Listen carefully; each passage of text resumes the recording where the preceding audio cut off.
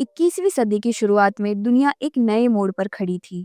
शीत युद्ध खत्म हो चुका था। अमेरिका एकमात्र महाशक्ति बनकर उभरा था और यूरोप भी यूरोपीय संघ के जरिए मजबूत हो रहा था। लेकिन इसी बीच दुनिया के कुछ बड़े उभरते देशों ने सोचना शुरू किया, क्यों ना हम भी एक नई ताकत बने। इसी सोच ने जन्म दिया ब्रिक्स को। ब्रिक्स 5 देशों का समूह है, जो कि है ब्राजील, रूस, इंडिया, चीन और साउथ अफ्रीका।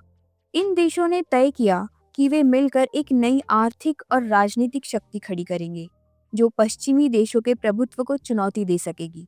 शुरुआत हुई साल 2001 में, जब गोल्डमैन सैक्स के अर्थशास्त्री जिम ओ नील ने ब्रिक्स शब्द गढ़ा। उनका कहना था कि ब्राजील, रूस, भारत और चीन आने वाले दशकों में दुनिया की अर्थव्यवस्था की रीढ़ बनेंगे। शुरुआत में यह केवल एक आर्थिक भविष्यवाणी थी, लेकिन जल्द ही इन देशों ने सोचा, अगर हम साथ मिले तो इसे हकीकत में बदल सकते हैं। साल 2006 में पहली बार ब्रिक देशों की विदेश मंत्रियों की बैठक न्यूयॉर्क में हुई और धीरे धीरे यह मुलाकातें शिखर सम्मेलन यानी कि समिट्स में बदल गईं। 2009 में रूस के येकातेरिनबर्ग शहर में पहला आधिकारिक ब्रिक शिखर सम्मेलन हुआ। यही वह क्षण था जब दुनिया ने पहली बार महसूस किया कि कोई नई शक्ति जन्म ले रही है। साल 2010 में दक्षिण अफ्रीका को भी इस समूह में शामिल कर लिया गया और इस तरह ब्रिक बन गया ब्रिक्स। अब यह सिर्फ 4 नहीं बल्कि 5 महाशक्तियों का गठबंधन बन चुका था। ब्रिक्स का मकसद था पश्चिमी देशों के आर्थिक और राजनीतिक दबाव से बाहर निकलकर अपनी खुद की आवाज दुनिया में बुलंद करना। हर देश का इस समूह में एक अलग महत्व था।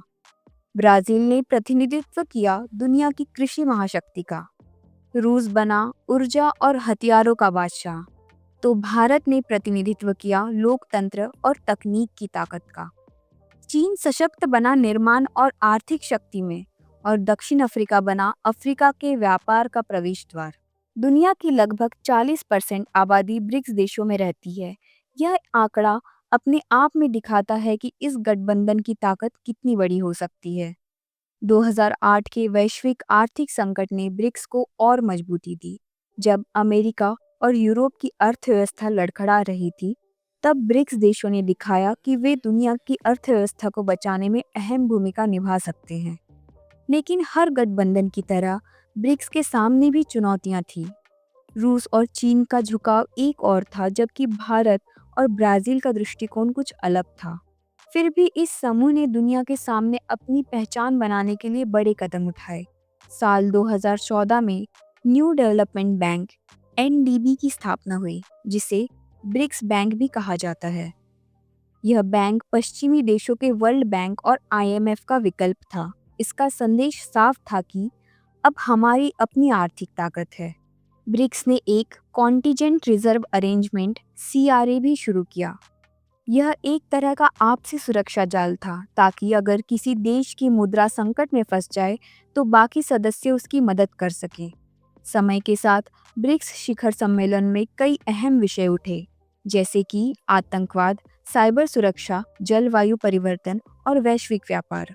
भारत ने ब्रिक्स मंच का इस्तेमाल पाकिस्तान प्रायोजित आतंकवाद के खिलाफ आवाज उठाने के लिए किया है। वहीं रूस और चीन ने इसका उपयोग अमेरिका और यूरोप के खिलाफ मोर्चा खोलने के लिए किया। ब्राजील के लिए ब्रिक्स एक ऐसा मंच बना जहां वह अमेरिका के आर्थिक दबाव से बाहर निकलकर अपनी आवाज उठा सके। दक्षिण अफ्रीका ने ब्रिक्स के जरिए पूरे अफ्रीकी महाद्वीप को इस नई शक्ति से जोड़ा। धीरे धीरे ब्रिक्स सिर्फ एक आर्थिक गठबंधन नहीं रहा, बल्कि यह भू राजनीतिक शक्ति का प्रतीक भी बन गया। चीन ने ब्रिक्स के जरिए अपनी belt and road initiative (BRI) को आगे बढ़ाने की कोशिश की, जबकि भारत ने इसे मल्टीपोलर वर्ल्ड यानी कि बहुध्रुवीय दुनिया का मंच कहा। रूस ने ब्रिक्स को पश्चिमी प्रतिबंधों का जवाब देने के लिए साधन बनाया, खासकर 2014 के बाद जब यूक्रेन संकट शुरू हुआ था। ब्रिक्स की सबसे बड़ी ताकत इसकी विविधता है। 5 अलग-अलग महाद्वीपों की 5 बड़ी अर्थव्यवस्थाएं, लेकिन यही इसकी सबसे बड़ी कमजोरी भी है। हर देश के अपने हित और अपनी राजनीति है। कई बार चीन और भारत के बीच सीमा विवादों ने ब्रिक्स की एकता पर सवाल खड़े किए हैं। फिर भी हर साल होने वाले ब्रिक्स शिखर सम्मेलन दुनिया का ध्यान खींचते रहे हैं, क्योंकि यहाँ पश्चिमी प्रभुत्व को चुनौती देने वाली आवाज सुनाई देती है। ब्रिक्स ने डिजिटल करेंसी, अंतरिक्ष अनुसंधान और ऊर्जा सहयोग जैसे नए क्षेत्रों में भी काम करना शुरू किया। आज ब्रिक्स दुनिया की जीडीपी का लगभग 25% से ज्यादा हिस्सा है और आने वाले वर्षों में यह और भी बड़ा हो सकता है। पश्चिमी देशों के लिए ब्रिक्स एक चेतावनी है कि दुनिया अब एक ध्रुवीय नहीं रही। अब हर महाद्वीप से नई आवाजें उठ रही हैं। ब्रिक्स की कहानी अभी खत्म नहीं हुई है। यह एक ऐसा नाटक है जो लगातार बदल रहा है। आने वाले समय में यह समूह या तो एक नई वैश्विक ताकत बनेगा या फिर आंतरिक मतभेदों में बिखर कर रह जाएगा। लेकिन एक बात तय है कि दुनिया की राजनीति और अर्थव्यवस्था की दिशा ब्रिक्स ने बदल दी है। वीडियो पसंद आया हो तो लाइक करें और सब्सक्राइब करके बेल आइकन दबाना ना भूलें। Stay tune guys for the next story.